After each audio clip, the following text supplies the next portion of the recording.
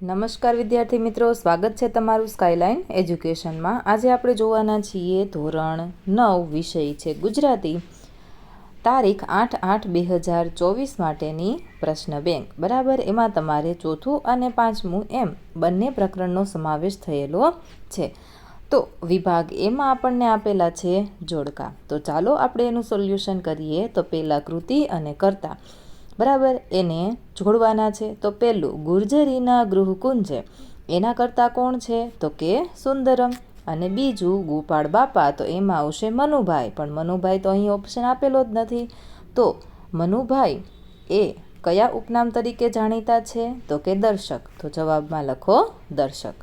ચાલો, ત્યાર પછી છે બીજું જોડકું કૃતિ, એમાં છે ગુર્જરીના ગૃહકુંજે, તો એમાં આવશે ગીત, બરાબર।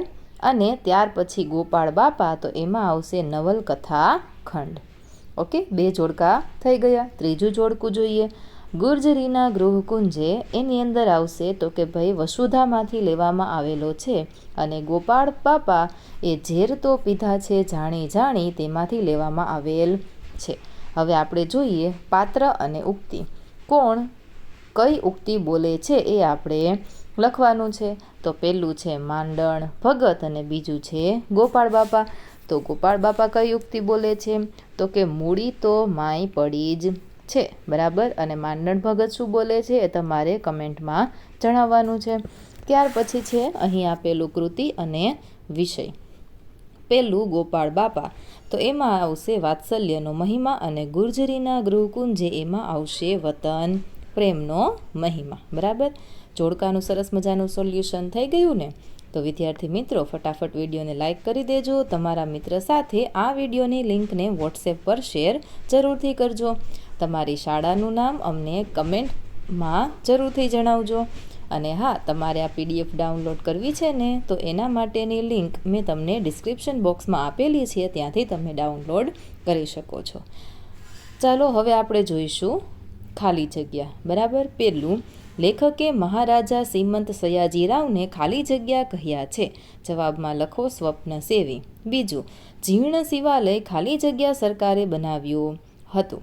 ત્રીજું, ગોપાળ બાપાના ગુરુ ખાલી જગ્યા હતા, જવાબમાં આવશે માંડણ ભગત। ચોથું, ગોપાળ બાપાના મિત્ર જરિયાની ખાલી જગ્યામાં ભાગીદાર હતા, કોલિયરી કે જીનિંગ મિલ, બરાબર। પાંચમું, મનુભાઈ પંચોળીએ ખાલી જગ્યા ગ્રામ વિદ્યાપીઠમાં રહી રાષ્ટ્રીય કેળવણી અંગે ઉત્તમ કામગીરી કરી, તો જવાબમાં લખો લોક ભારતી। છઠ્ઠું, મનુભાઈ પંચોળીને ભારત સરકારના ખાલી જગ્યા એવોર્ડથી સન્માનિત કરવામાં આવ્યા છે, તો જવાબમાં આવશે પદ્મ વિભૂષણ। સાતમું, અષાઢના ખાલી જગ્યા ઝીલ્યા રણ ઝણતા ઉરંતરે, તો એમાં જવાબની અંદર આવશે ધન ગર્જન। આઠમું, ગુર્જરીના ગૃહકુંજે કાવ્ય ખાલી જગ્યા રાગમાં સ્વરબદ્ધ થયું છે, આસાવરી કે કાફી। ત્યાર પછી નવમું, જીવન જંગે જગત ભમ્યા પણ વિસર્યા નહીં, તો જવાબમાં આવશે ગૃહ માયા। ત્યાર પછી સુંદરમે ખાલી જગ્યા આશ્રમમાં પૂર્ણ યોગના સાધક તરીકે જીવન વિતાવ્યું હતું, તો શ્રી અરવિંદ આવશે કે પછી દક્ષિણામૂર્તિ, એ બે ઓપ્શન અહીં આપેલા છે। ઓકે, ચાલો આગળ વધીએ। તો અહીં આપણને આપેલા છે પ્રશ્નોના એક વાક્યમાં ઉત્તર લખો, કોઈ પણ 4, બરાબર। તો પહેલો સવાલ છે મહારાજા સયાજીરાવમાં કઈ શક્તિ હતી? બીજું, જમીનની ખટપટ કરે છે એટલે શું? ત્રીજું, ગોપાળ બાપા પાઠના કેન્દ્રમાં કઈ બે વ્યક્તિઓ વચ્ચે સંવાદ થાય છે? તો ખૂબ જ સરળ સવાલ અહીં તમને આપેલા છે। સુંદરમનું પૂરું નામ જણાવો, શું આવશે? મનુભાઈ પંચોળી આવશે કે પછી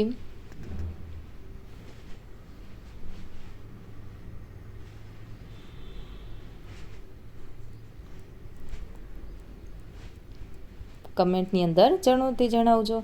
હવે આપણે જોઈશું વિભાગ બી, બરાબર છે। તો એમાં આપેલું છે પ્રશ્નોના 2-3 વાક્યમાં ઉત્તર લખો। તો કોઈ પણ 2 સવાલ આમાંથી તમને પૂછવામાં આવશે। ઓકે, ચાલો। ત્યાર પછી સવિસ્તર સવાલ અહીં આપેલા છે। ઓકે, એની પછી વિભાગ સી, વાક્યમાંથી રેખાંકિત વિશેષણનો પ્રકાર જણાવો। તો આંખ અમારી ખુલી અહીં પહેલી, બરાબર. તો વિશેષણ એનો પ્રકાર તમારે જણાવવાનો છે. બીજું, વિશેષણ શોધી પ્રકાર જણાવો. હવે આમાંથી વિશેષણ પણ આપણે શોધવાના અને પ્રકાર પણ આપણે જણાવવાનો. તો મૂડી નાખતા પહેલાં 100 ગણે ગાળીએ, બરાબર. ચાલો.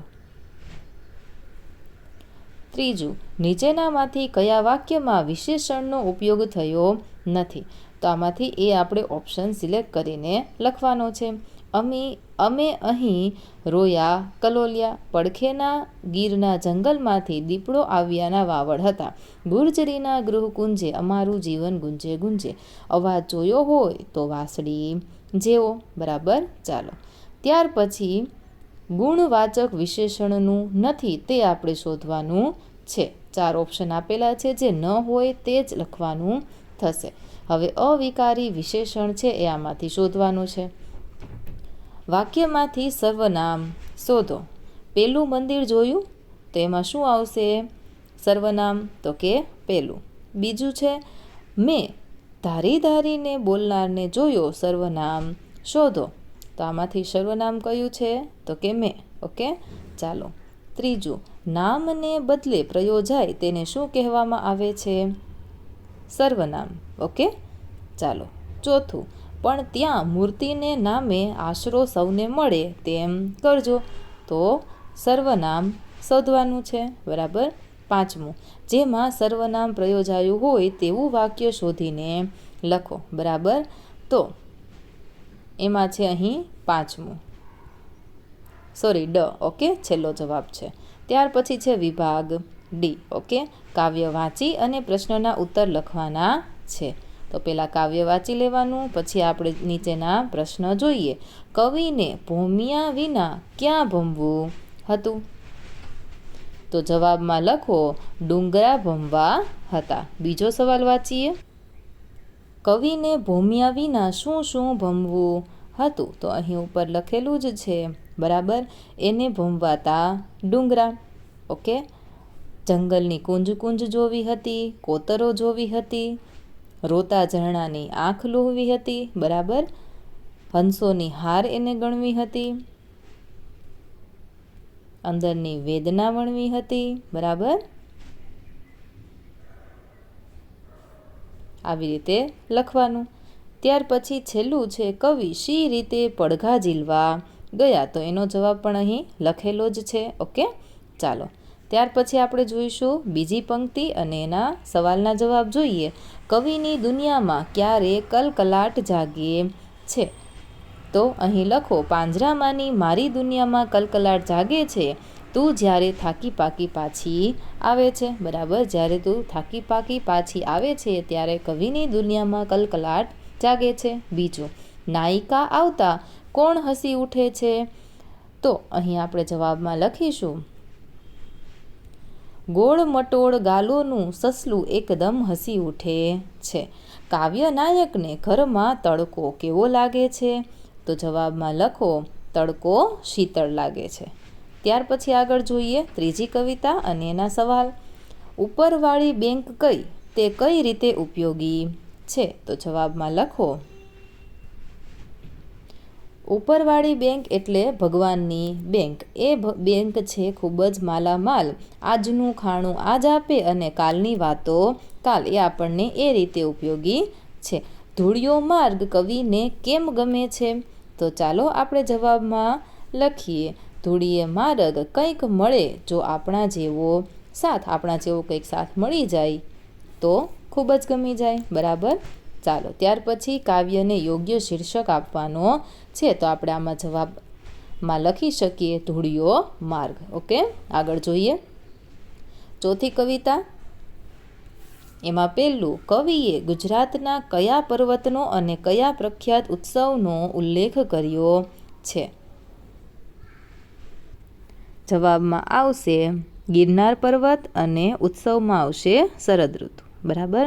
ચાલો, બીજું, ગુજરાતની પ્રજાના કયા સદ્ગુણને કવિ બિરદાવે છે?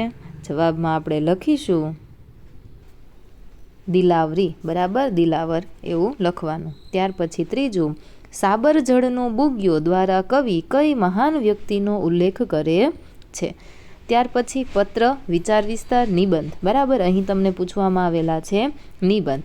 તો વૃક્ષો વાવો, પર્યાવરણ બચાવો, મારું વતન, આપણા તહેવારો, મિત્રતાની મીઠાશ, પુસ્તકો, માનવીના સાચા મિત્રો. બરાબર, આ નિબંધ તમને આપણી ટેલિગ્રામ ચેનલની અંદર જોવા મળશે. બરાબર, ત્યાં હું તમને મોકલી આપીશ. તો ફટાફટ ટેલિગ્રામ ચેનલ જોઈન કરી આ વિડીયોને લાઇક કરી તમારા મિત્ર સાથે શેર કરી દેજો. કમેન્ટમાં તમારી શાળાનું નામ અમને જરૂરથી જણાવજો. આવા જ તમામ વિડીયો જોવા માટે ચેનલને જરૂરથી સબસ્ક્રાઈબ કરજો. મળીએ આવતા વિડીયોમાં.